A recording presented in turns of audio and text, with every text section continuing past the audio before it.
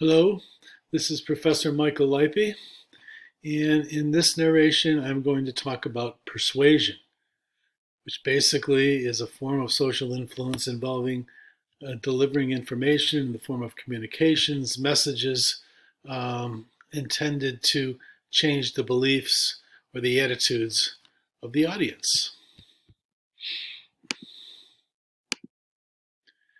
Persuasion is not an easy thing to achieve.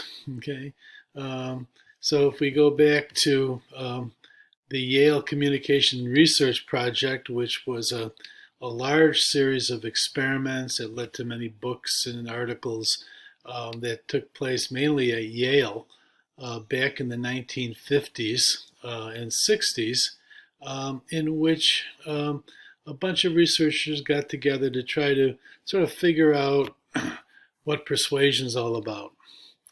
And what the Yale project revealed, okay, was that it takes a number of steps that have to be successfully achieved before someone is persuaded. Okay, so first of all, the message has to be presented to the target.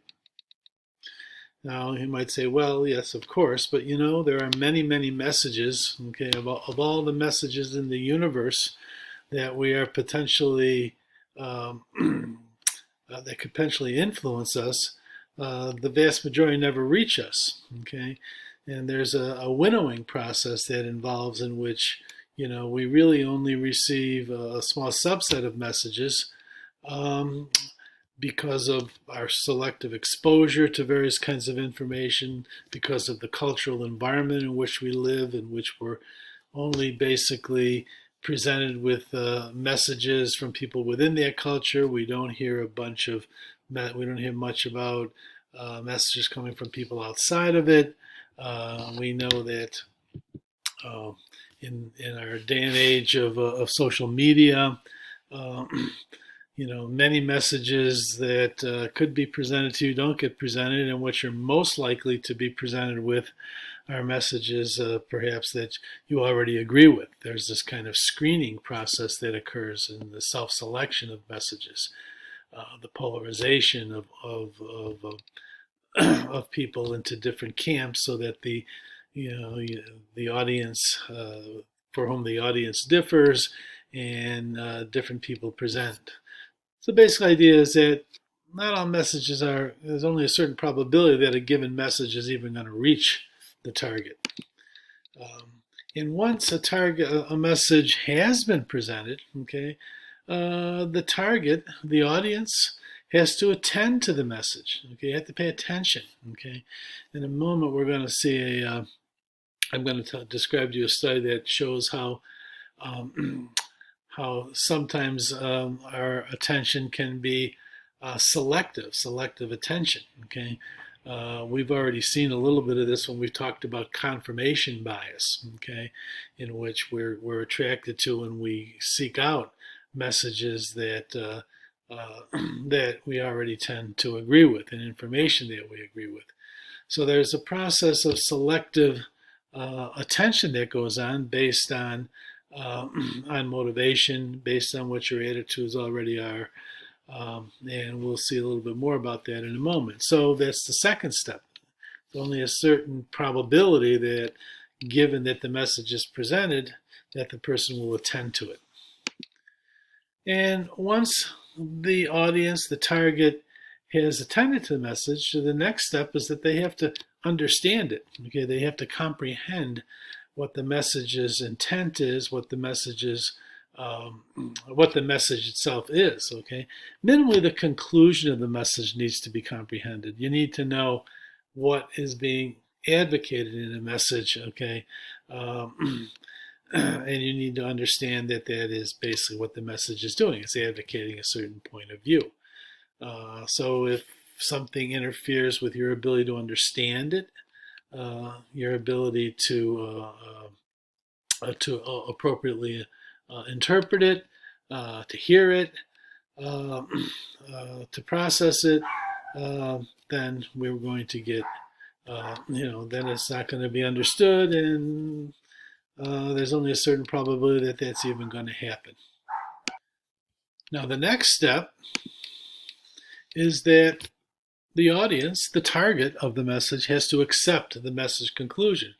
So you can understand what's being presented, okay, what the message is advocating, but that doesn't guarantee that you're going to actually accept it, okay, that you're actually going to embrace it and change your attitude or your beliefs accordingly. Okay, so, and this is where most of the interference with a message being actually successfully persuasive occurs. Okay, and we're going to talk a lot about what factors factor into accepting the message conclusion. Only a certain probability, so we've got less than perfect probability all the way through 4 steps. By now we're getting to a pretty low probability. Now, if in turn the message is going to affect behavior, okay, so let's say the message convinces you to change your attitude about an issue, okay, well, okay, how is that going to translate into what you do, okay? Well, you're going to have to retain in memory your new attitude, okay, and that new attitude needs to be activated, okay, at the time in which the opportunity for behavior occurs. So that's not a foregone conclusion.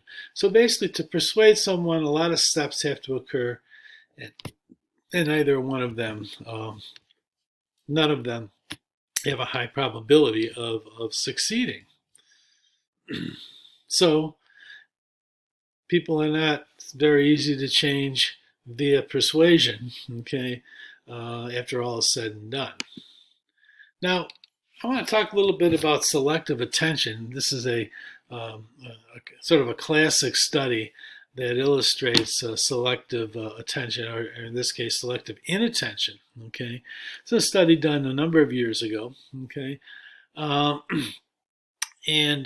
it used rather ingenious social psychological kind of experimental techniques to basically set up a situation where where the researchers could in fact determine get a hold on the possibility of people tuning out or not paying as much attention to disagreeable things in a message as opposed to agreeable. So basically, in this study, there were basically 2 kinds of participants were recruited. Okay, and the participants, either via pre-testing and the surveys, they were either in favor of the legalization of marijuana. Okay, so those are the pro people. Okay, or the participants were against the legalization of marijuana. We'll call them the con people. So you got pro-marijuana legalization people and anti-marijuana legalization people. Okay, so we got 2 kinds of participants. So then they're recruited into a study in which they're going to basically listen to some relatively lengthy communications. Okay, and what the researchers did, okay, was they basically had them listening to to a message, an audio message, okay, in which there was a lot of intermittent, frequent kind of static, okay. There was a staticky message, staticky transmission of the message through this audio means, okay. So there's a lot of static on it, and made it a little bit hard to really focus on the arguments in the message and to hear them, although they all, if you listen really carefully, they could really kind of be heard, but it was difficult. Okay? And what the researchers said was, well, you know, we're basically doing this study. We need to get your reactions to these communications. The problem is our equipment is not functioning as well as we'd like, and we're going to try to get this fixed. But for now, we've kind of jury-rigged it so that you know, we're going to have all this static. But if you're really having a hard time hearing it, you can press this little button here, which is attached to the recording instrument apparatus. And if you press the button, it'll clear up the static for, for a few seconds. Okay. So whenever you're really having a hard time hearing and focusing on the message because of the static, just press this button and you can clear it up for, maybe 9-10 seconds. So that's the instructions, okay? And that's going to turn out to be the primary dependent measure, because what they're going to look at is how often did the participant press the button to clear the static and hear the message better, okay? First thing they were presented with was a baseline message, which wasn't controversial and basically dealt with, issues associated with hydroponically grown vegetables. It was kind of a neutral message. It wasn't, and what they looked as a baseline is how often did people press the button, okay, to clear up the static as they listened to this baseline message, okay. And you can see none of the groups differed much in terms of how often they pressed the button. It was all 10, 11 times, okay. Then came the marijuana message. Now the marijuana message consisted of 14 arguments, okay, that that basically promoted and advocated for the legalization of marijuana, okay. So there's 14 arguments, all basically endorsing the idea that marijuana should be legalized, okay. Now, half of those arguments were really strong, good, compelling reasons to legalize marijuana. The other half were really hokey, dumb arguments that really were not good. They were presented as arguments for legalizing marijuana, but they were very, very weak. Okay. And what the researchers did is that what the participants did is that as they listened to this kind of lengthy message with 14 arguments, they could press the button whenever they wanted to hear better. Okay. And what the researchers measured was how, as we've seen, how long did they do so? Okay, how long did they press the button? Okay, how often did they press the button? Now look at the pattern here. Okay, if they were pro marijuana, if we look at the pro marijuana legalization people, okay, the pros, okay, you can see that if it was a good argument supporting their point of view, well, they cleared it up quite a bit to hear it more clearly when there were good arguments being presented, but they basically sort of tuned it out, less often pressed the button if it was a bad argument. So this red versus blue argument that's really good, supporting your point of view, let's hear this better, okay? If it's not such a good argument supporting your point of view, you tune it out. Okay, you don't press the button.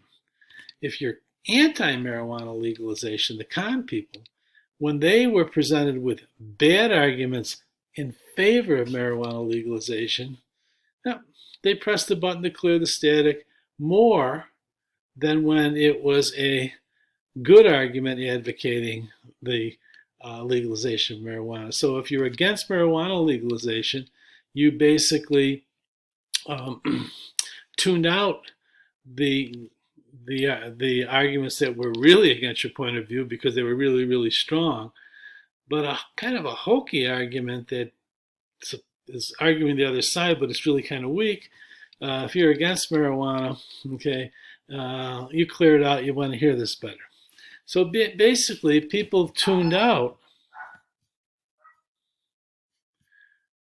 the disagreeable. Okay, they were less likely. They were less likely to basically clear the static to hear it better if it was something that didn't really agree with them very much. Okay, so we see a clear example with this ingenious kind of little, cover story that the researchers use of selective inattention to what you don't agree with. Okay, not paying much attention, you kind of tune it out if it's not something that you really agree with. Okay, so we have selective attention factor there. Now, let's move on to um, the fourth step, okay, which is accepting the message, okay? The process by which attitudes are actually changed because we've accepted what the message says, okay? Even though the message formerly we disagree with it, now we're going to agree with it. We're persuaded, okay?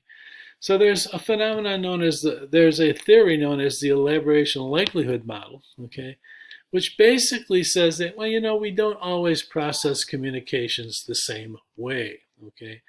That there are two routes to persuasion. And this will be familiar to you when we talk about, because in the past we've talked about paying a lot of attention, okay, systematically analyzing things versus using heuristics, kind of like taking shortcuts, simplifying. That's what's going on here, okay? So the two routes to persuasion, according to the ELM, the elaboration likelihood model, are the central route and the peripheral route.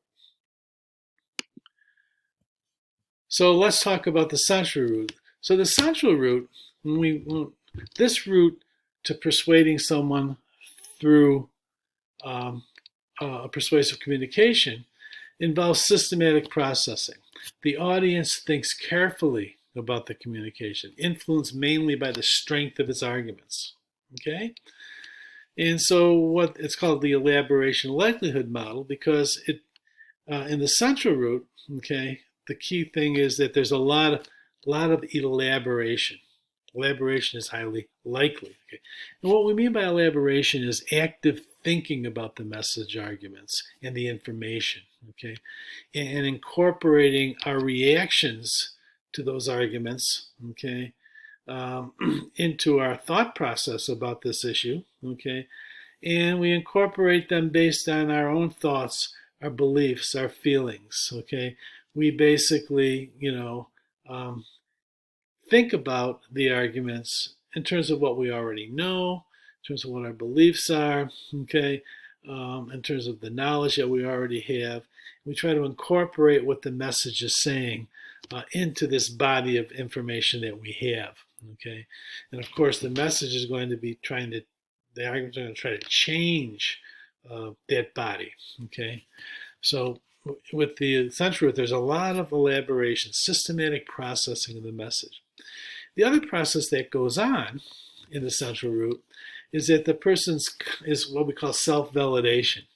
So the person's confidence in the thoughts generated by elaboration factors into whether, ultimately the message conclusion is accepted or rejected, whether we are persuaded. So basically, as we do this elaboration, we're getting kind of reactions in our own head, okay? We have these cognitive responses, and, what's also generated is a sense of confidence in them, okay?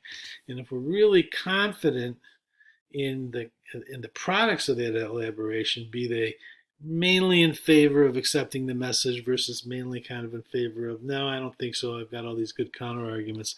The more confident we are in our reactions, the more likely we're going to be persuaded. So there's these two processes that are going on, all involving this systematic processing of what you're listening to, hearing, or in fact reading. Okay, so this is kind of a rational process. Okay, we talked about rational processing in the past when we talked about attribution, for example. Now this process may be rational. Okay, it's kind of an irrational way of going about it, right? You think actively about what you're hearing, okay, what the person's presenting to you. Doesn't guarantee objectivity, okay? Doesn't guarantee that it is truth-seeking, okay? Because our biases, our pre-existing attitudes and knowledge, obviously, if we think about the elaboration steps, may enter into our elaboration, okay? So we may get, so we've seen this like with confirmation bias and what we call bias assimilation, that when we read a communication, we're able to sort of better able to counter-argue the things we don't agree with than the things we do agree with. We may be highly motivated to defend our attitude, and that might influence the direction our elaboration takes. So it's a rational process, okay, but it doesn't. But it's not necessarily an objective process. Okay. Now the peripheral route, okay, is essentially taking a shortcut. So given the number of messages we encounter, this is our more common route. I mean, we're inundated with persuasive communications on a daily basis, okay? We can't possibly take the central route in analyzing all those messages, okay? So we basically have to take shortcuts for most of them, okay? So most of the time, we don't think carefully about a communication. We don't do a lot of elaboration. Elaboration is kind of unlikely. Okay. Instead, we're influenced by superficial cues. Okay, peripheral cues is what the ELM calls them. Okay, cues that emanate from the situation, from the source, and also from the self. Okay, so for example, the peripheral cues might be very simple-minded heuristics. It's a really, really long message. You're not really paying a whole lot of attention, but it is long. Okay, you might think, oh boy, that person has a lot to say, must know what he's talking about. Length is strength. That's the decision rule we might use, the heuristic. Experts can be trusted. This guy's an expert. I'll buy it. Okay, and so you don't think much further. Majority rules. Okay, the audience is clapping vociferously. Okay. This must be good stuff, okay? Or most people tend to agree with this, okay? So we have simple-minded kinds of heuristics that we take where we're basically not really paying much attention to the message, but aspects of the surrounding the message that give us a cue that this is either a good message that I should agree with, or not such a good message. Okay. And of course, we've seen attitude embodiment effects. Remember when people who were induced to nod their heads versus shake their heads were more persuaded if they were nodding their heads than if they were shaking their heads. And that's an attitude embodiment effect. And here, the cue that we're getting, the peripheral cue, is from our own response. Okay. It's a self-perception kind of phenomenon. So that's likely to kick in when we're taking the peripheral route, as we very often, if not usually, do. Okay, so those are the two routes. So which route do we take? Okay, well, that depends on whether we, as recipients of the persuasive message, have the ability and the motivation to take the central route. Okay, so are we able to process systematically? Well, maybe not. If, for example, if there's a lot of distraction in the environment, it really prevents us from taking the central route. Or it might be such a complex message that we simply aren't able to figure it out. Okay, we don't have the ability. And then motivation is really important. Okay, so is this something that's personally relevant? Well, if it's highly personally relevant, you're probably going to take the central route. Okay, if it's not so relevant, if it's not something that's really dear to you or irrelevant to your life or important to you, motivation is going to be low to take the central route. Okay, so in the absence of either ability or of motivation, we're going to rely on peripheral cues, taking the peripheral route. Okay, so in the video theater, there's a humorous video, not necessarily that humorous, but it's quite informative and colorful, called ELM. So that'll give more information or clarifying information about the elaboration likelihood model. Now, so here's a summary of the two routes to persuasion. Okay, so we receive a message with arguments in it, advocating a point of view given by a particular source. Okay, It reaches the audience. Okay, the audience has high ability and motivation. Okay, gonna take the central route. And if the net result are positive net kind of cognitive responses, positive reaction, going to be persuaded. Okay, if ability uh, or motivation is low, the audience is going to take a peripheral route, and persuasion will depend on whether or not those peripheral cues favor agreement or disagreement. Okay, so there's a good little flowchart of the two routes to persuasion. Now, source qualities, when we talked about in the peripheral route, okay, we talked about the source, okay. The source is can be important in the central route, but it's particularly important when we're taking the peripheral route, okay. And two qualities of the source that are really important in determining persuasion are credibility, which includes expertise and competence of the speaker, of the source of the message, how trustworthy the speaker is, the source is. Okay, and then the other component is likability. Is the person similar? The greater the similarity of the speaker to the audience, the more likely, that's really a positive factor when it comes to persuasion. Physical attractiveness, of course, more attractive speakers tend to be more persuasive. So here's a good example, a little research example of how likability might affect persuasion. In this case, likability was based on physical attractiveness. So this was a study that Shelley Chaikin did, who was a major theorist in the field, okay, of persuasion. But this study, what took place in the field, and what she did was she had her research assistants, Confederates, go out basically on campus and ask passersby, ask mainly a lot of other students, okay, explaining that she had this petition about a particular issue, explain the petition and ask people to, if they'd be willing to sign the petition, okay. And the person who was basically delivering this communication, trying to get the petition signed, was either highly physically attractive, okay, made up to be really attractive, very well dressed, very, just attractive in pretty much all ways, okay, or was made up to be physically unattractive. Everything else was constant, okay.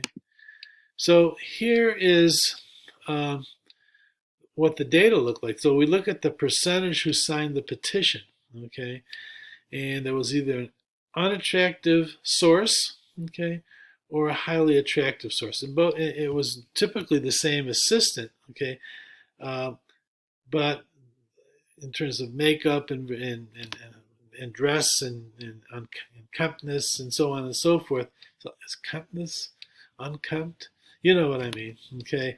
Was made up to be physically unattractive, okay, or physically attractive, okay?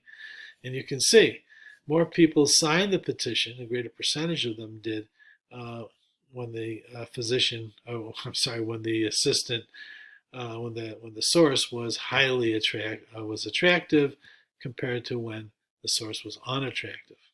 Okay, so in this case, irrelevant to the message. Okay, the attractiveness of the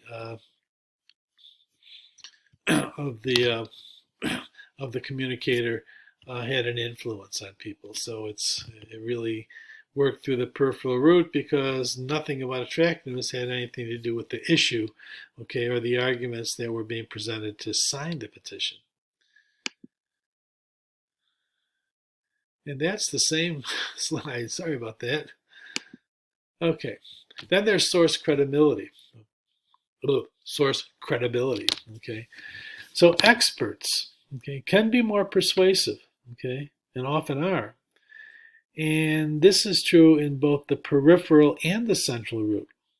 Okay, so experts can bias systematic elaboration in a favorable direction when people are taking the central route. So you know in advance that the person delivering this communication to you, trying to change your mind, is an expert.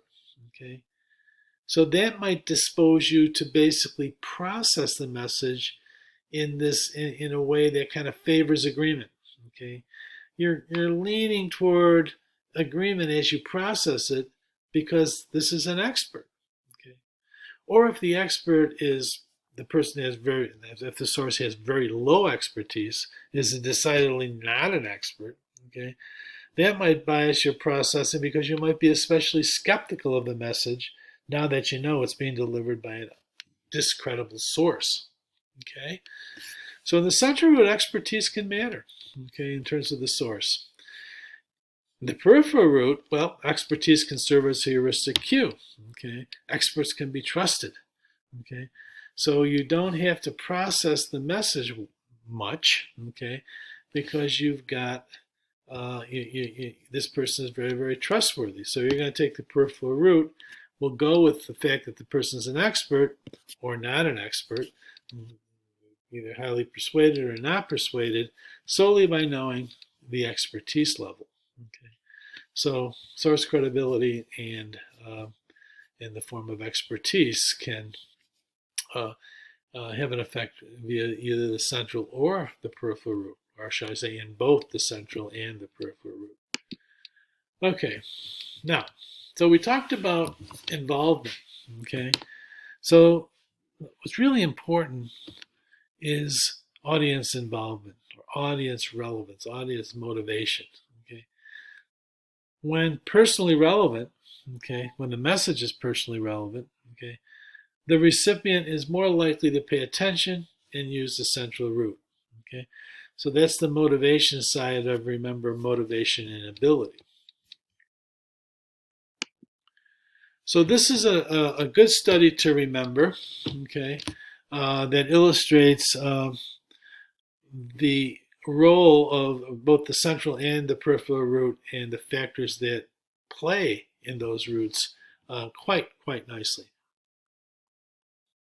So this is an early study done by Rich Petty and John Cacioppo, who basically are the authors of the elaboration likelihood model. And this is one of the first studies that sort of demonstrated the major tenets. And I might add that these guys, Petty and Cacioppo, were graduate school colleagues of mine in the late 70s at Ohio State. And so a lot of good stuff comes out of Ohio State, okay, in terms of its doctoral program. I'm always bragging about it. Anyway, so here's the study that, this is Petty, Cacioppo, and Goldman, 1981. So basically, this is a study that involved 3 independent variables, okay.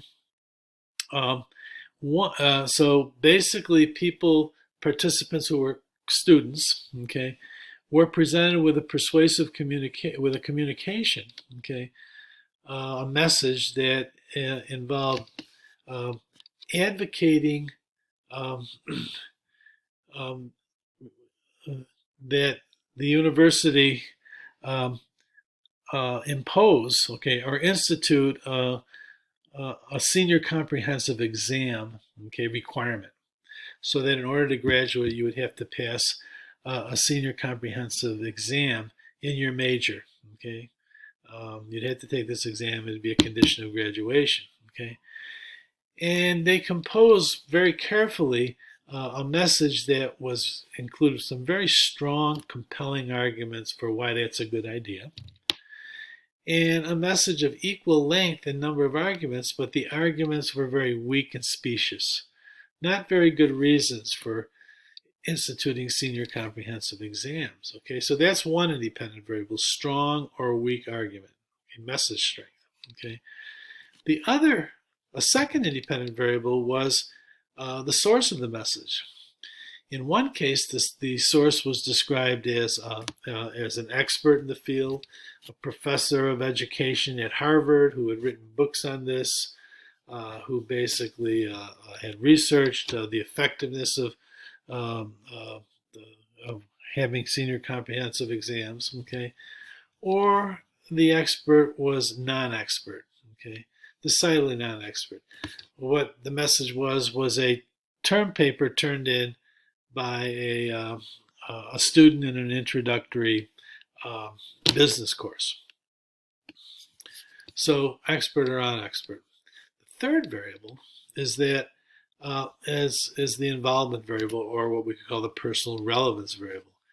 In the low personal relevance condition, participants are told, "Hey, you know what? So we want, the university like your reactions to this, okay? We're getting, so you're going to listen to this message, but keep in mind that if adopted, senior comprehensive exams are instituted, they won't take place to at least 6 years, okay, after from now, okay. So current students would not be involved. This study might have been 10 years, okay. Later studies were 6, but you get the point, okay. So not of much interest to students or relevance, because it's not going to affect them, okay. In the high relevance condition, okay, they're told, okay, so if the university adopts this policy, it could take effect next year. So that's going to influence, it's going to affect current students, okay. So let's look at the results. So if we just look at the effect of arguments, okay, strong versus weak, you can see that in the high relevance condition, okay, a strong argument was much more persuasive than a weak message. Okay, strong arguments were more persuasive than weak arguments in the message. Okay, so they're clearly taking the central route because they're in there analyzing the quality of the messages. In the low involvement condition, argument strength had very little effect. Now let's look at the effect of source expertise. Here you can see that, well, if it's high relevance, expertise doesn't have much of an influence. Okay, if it's low in relevance or involvement, it has a big effect. Bottom line, when relevance was low, when involvement was low, okay, students were taking the peripheral route. They're influenced by, experts can be trusted heuristic, okay, and they weren't much influenced by what was in the message, so they're not really processing the message very carefully. But if it's highly involving, the participants are taking the central route, really looking carefully at the arguments, and that's what determines whether they're persuaded or not. So what was said matters, not who said it. Okay, involvement was low. What was said wasn't so important. It was who said it. Okay, so that's a nice, clear-cut, clean demonstration comparing the central to peripheral routes. Okay, it's a good study to understand and remember. All right. We advertise. Okay, this is and this was just a video that I had in a previous presentation. You can go to that basically shows a bunch of advertisements that basically kind of go pretty peripheral. Okay. All right, let's talk now about an interesting phenomenon known as the sleeper effect. So the sleeper effect is this idea of a delayed increase in the persuasive impact of someone who has low credibility. Okay, and what we're going to see is that what really matters here is timing. So the idea goes this way. Okay, is it possible that you can listen to a message, okay, and knowing that it's being delivered by somebody who's not credible at all, has very low credibility, so you're not influenced, okay, but you heard, okay, but you did get the arguments down, okay, so you don't change your mind then, You don't agree with the message then. But is it possible that down the road, okay, you forget about who said what, okay, and you're more persuaded because those arguments are still intact in your mind somewhere, and so you show this delayed increase in the attitude change. Okay, well, that effect actually occurs reliably when participants learn who the source is after they receive the persuasive message. So let's look at a study, actually a bunch of studies. This was with a team I was working with when I was at Ohio State in the years following that. We did a whole bunch of sleeper studies, but this is a sort of a sleeper effect study. This is a definitive one.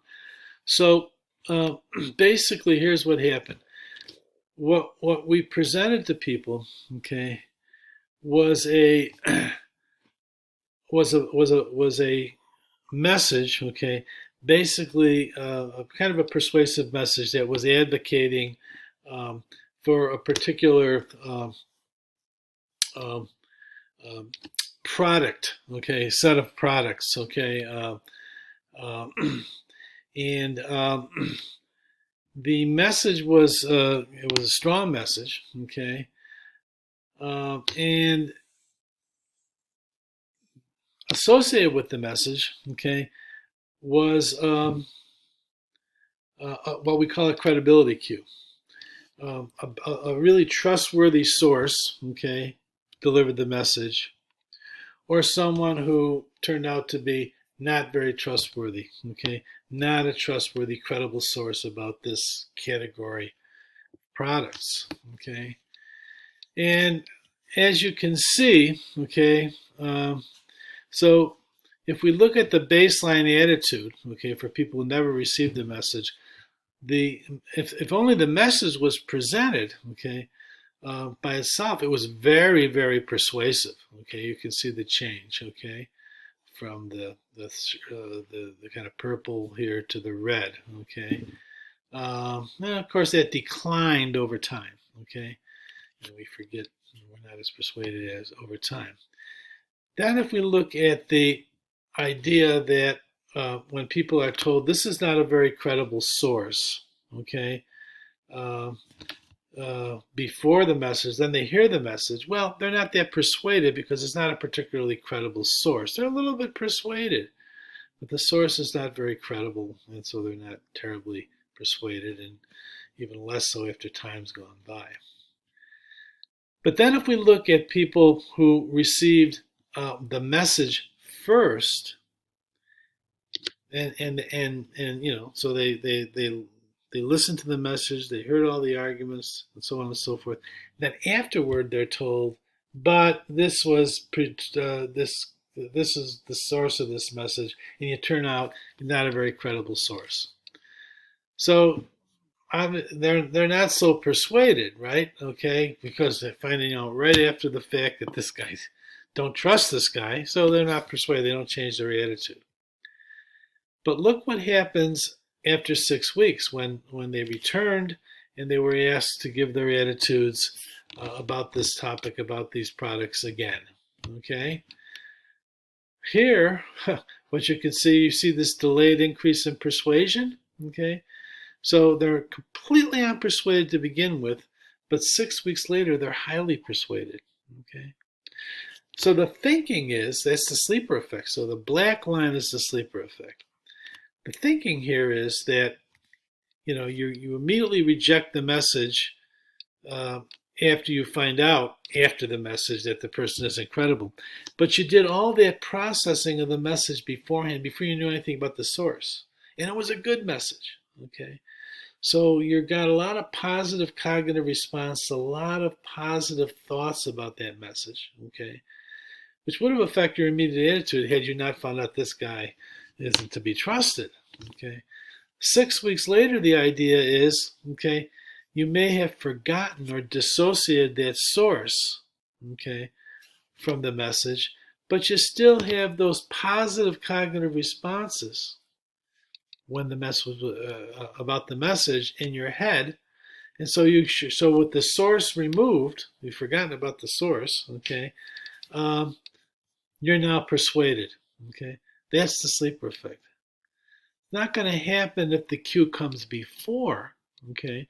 Because if the cue comes before, it's not credible. You're basically processing with that in mind. So you've already done your dance about your rejection, okay, your relative rejection. So that's the sleeper effect, the black line, okay. And I believe this is in the Casson et al. Text as well, so you can read about this study a little bit more, okay. All right. So length is strength. So our long message is more persuasive. Okay. Well, should I give a long message? Should I give a short message? Okay. Should I get to the point, have a concise number of arguments, or should I give a lengthy, lots of arguments message? Okay.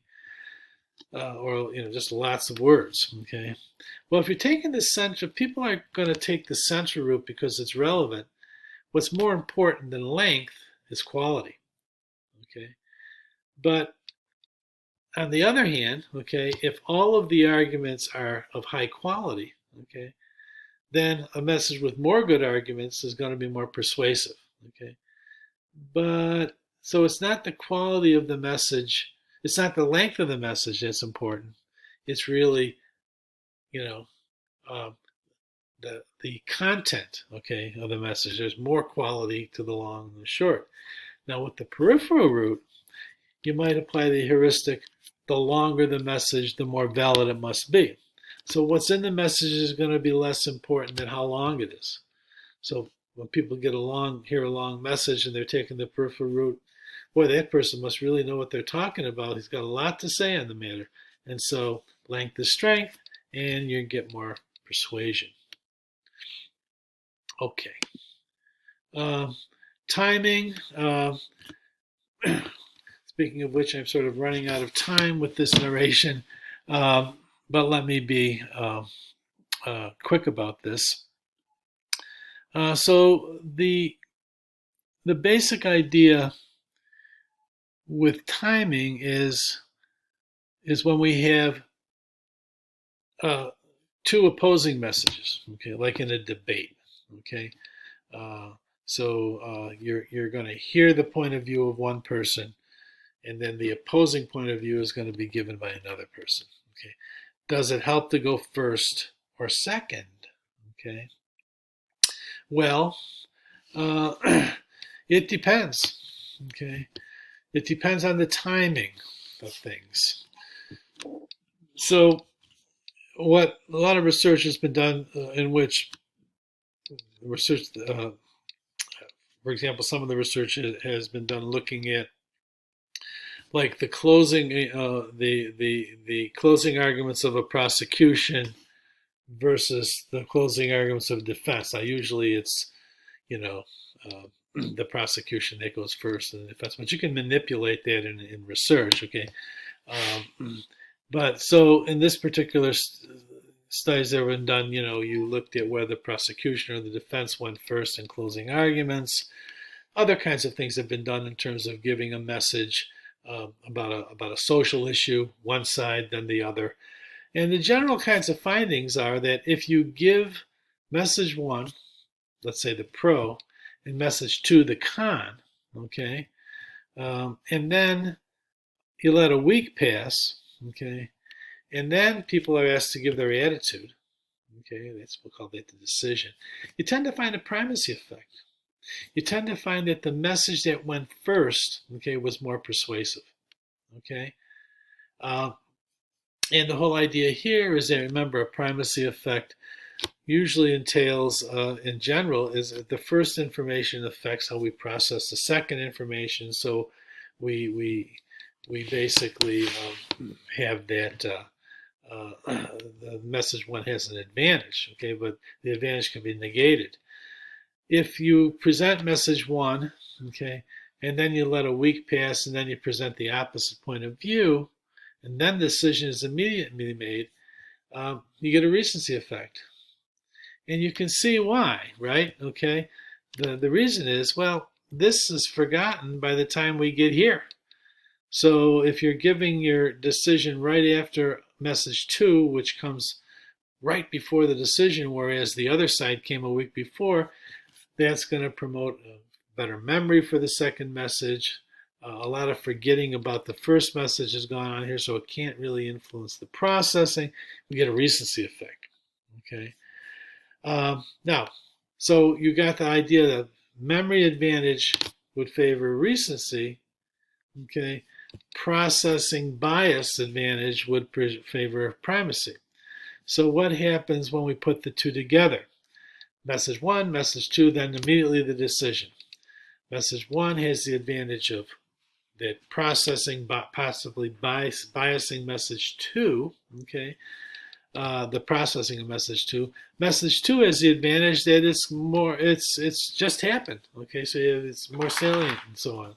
So when these kind of processes tend to cancel each other out, okay, when we have this arrangement, the decision comes immediately later. Okay. Similarly, when you have all this spacing between them, so you can get a primacy effect and get a recency effect, in terms of presentation order, given the arrangement of the messages and the temporal distance between them. Okay. Interesting when you're thinking about, when you've got to present information. And you know that someone's going to come out with just the opposite information. Okay, what to do. All right, so I'm going to, well, no, I'll continue with this. I only have a few more minutes, okay, of this, so bear with me here, or take a break. Okay, this is a video, okay, or this is a narration. It's on tape. Fair appeals, okay. Now, a form of a persuasive communication is one that instills fear. Okay, you scare people. Okay, you better make sure you get your vaccination, or you're going to be more susceptible to COVID. We could make that a fear appeal by having people actually seeing what the consequences of having COVID and being in the hospital on a respirator are, for example. Okay, fear appeals are used in lots of public service announcements. Like the danger, to try to combat drug abuse, convince people not to take drugs. Okay, one of the most successful use of fear appeals came back in the day when we were promoting and ultimately making it illegal. Or requiring people to wear seatbelts. There was a lot of resistance to seatbelts in the 60s, 70s, and into the early 80s. Okay, and so public service announcements tended to basically present messages about using a seatbelt. In fact, there's a video on this that you can look at in video theater that basically showed what the consequences would be in terms of horrible accidents and what would happen to people involved in the accident if they weren't wearing their seatbelt. Okay, so fear appeals. Okay, now fear appeals can be highly effective if the message also provides clear and reassuring advice about how to cope with the threat and danger. Okay, so in the case of vaccinations, okay, advocating getting people a vaccination, you can avoid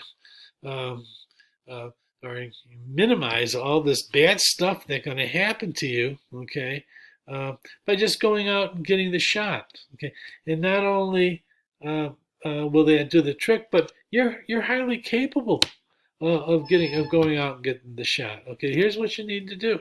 Okay, so these instructions, this "you can do it," okay, that helps as well. So fear appeals can really be effective. Okay. But you need to create a sense of efficacy and control, because if you just scare people, okay, that's going to basically make them kind of just, avoid the message, okay, get away from that. You don't want to see that, you don't want to hear that, okay. People might panic and tune out the message. Okay, so fear appeals can be quite effective, And you can read about this in the textbook. And here's a couple of classic examples of fear appeals in the video theater, short, brief, pretty vivid. One has to do with seatbelt use. The other one has to do with how fear appeals were used to stoke racism. Okay, interesting and insightful to watch those videos as examples. Okay, now let's, as a final topic here, let's talk about positive, well, almost final topic, positive emotions and persuasion. Okay, so when we're in a good mood, we tend to travel the peripheral route to persuasion. Okay, and the reasons for this quickly, a positive emotional state, cognitively distracting. Okay, actually, when we're really happy, okay, it kind of impairs our ability to think critically because we're distracted by our happiness and whatever is the source of our happiness. Okay, and we also tend to be, everything's good, so on and so forth. So we don't process information as carefully. We're not vigilant about what's going on in our environment. So we're not going to really tune too much into messages. We're getting lazy. Okay. And finally, when we're happy, we become motivated not to spoil the mood by thinking critically about new information. So many studies show that people who are in good moods are more likely to take the peripheral route. Okay, and if you have good peripheral cues, they're going to be more persuaded than people who are in a neutral mood, for example. So the other thing that can happen with mood is that our central root processing could be impacted. Okay, because we're in a good mood, we've got good thoughts going on, we may process and interpret the message in a positive light. Okay, we kind of are favorably disposed and so therefore biased in our processing. Think commercials with happy music or humor, and political speeches at a summer fair or festival or banquet where there's lots of good food. Okay, and you're making this association because you're going to our processing of a communication is going to be biased favorably, or we might just have a learned condition association of this good stuff with the message conclusion. Bad moods, they tend to increase systematic processing. It's a means of escaping or repairing the mood. Okay, so bad moods are going to put people in a central root processing mode because it seems to be, you're going to kind of delve into something that will distract you from your bad mood, okay, or maybe even help you repair it. Think about something else, okay, and that implies maybe processing a persuasive communication more carefully, okay. All right. The audience, okay, well, I just want to finish by talking about the fact that there are lots of personality variables that affect persuasion, okay, and one of them is the need for cognition. Okay, the need for cognition is a personality dimension that basically distinguishes people based on how much they enjoy effortful cognitive activities. Okay, so we look at the last slide.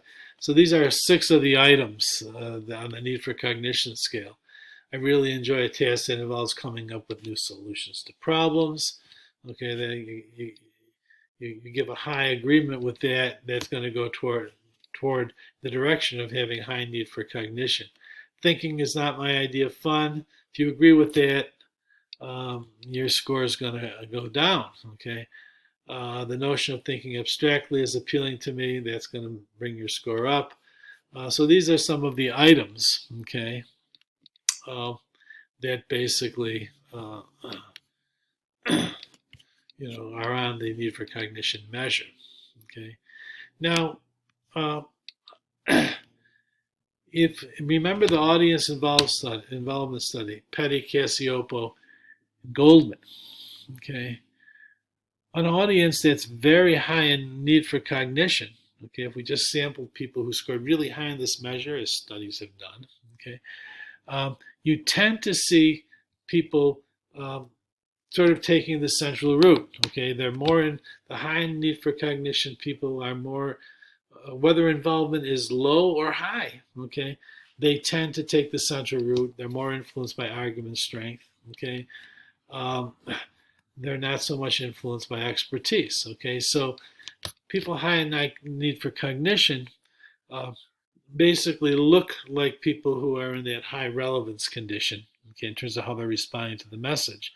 Okay, um, regardless of whether they're in a high relevance condition or not. Okay, I've done a bunch of research on need for cognition involving jury decision making, um, and basically, one of the interesting findings is that a high need for cognition jurors are more correctly influenced by judges' instructions, for example, about reasonable doubt.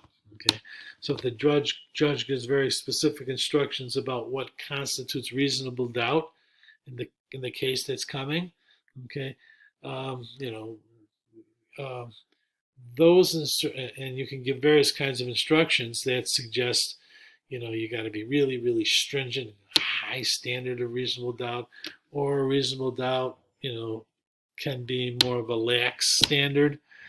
High need for cognition jurors process the judge's instructions more carefully, and they apply them more. Uh, uh, they apply them more correctly, okay, and more extensively to the evidence that they then hear. Okay, they're very motivated to basically listen to and analyze the message they get. In this case, from a judge. Okay, and then to apply the message that they got, okay, to other information. So need for cognition is one of the variables to consider when we talk about routes to persuasion. Okay, and it's just one of a number of variables that are important here. The basic idea is that when people who tend to enjoy thinking, okay, who really, they do think more and more deeply, and so if you're developing a message, you're gonna want to, for a high need for cognition people, assume they're going to take the central route, have some good stuff in your message, okay, in terms of arguments, okay. Low need for cognition people, they may skate more on the peripheral route to persuasion, okay, and so you want to have a lot of heuristics that involve shortcuts to persuasion, because these people don't particularly like to delve into thinking about things. Okay, so I think that might be it. This is reproduced in the Casson et al. Textbook, so you can see these items more carefully. Okay.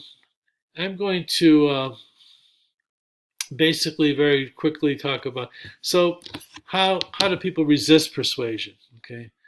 Well, there's been a lot of theorizing about this, okay, and both of these ideas are talked about in the Casson text, so I won't go too much detail here except to say what compels people to be able to successfully resist persuasion, okay. Well, one hypothesis is known as the inoculation hypothesis, okay, like getting vaccinated, okay. Now, what does vaccination or inoculation involve? It involves giving you a little bit of the disease, okay, and then your body, your system develops sort of antibodies, resistance. It fights it off, and now it's developed antibodies. So if the big attack comes, okay, you're better able to ward it off. Your body's better able to ward it off. Think about that in terms of people, okay.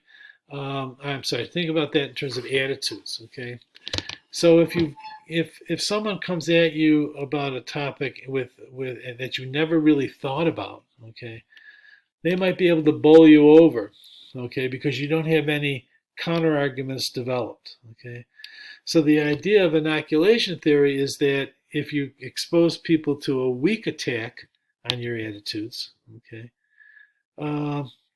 You're better, and then come with the big one, okay, the strong attack, okay. You're better able to ward off the strong attack and counter-argue it and resist it, okay, if you've already been exposed to a weak version of it, Okay, so and that's been documented pretty well. So, for example, many years ago, the Bill McGuire did this research on cultural truisms that people were presented with persuasive message about things that we just assume are true, okay, and I've never really thought about, like you should brush your teeth every day, okay.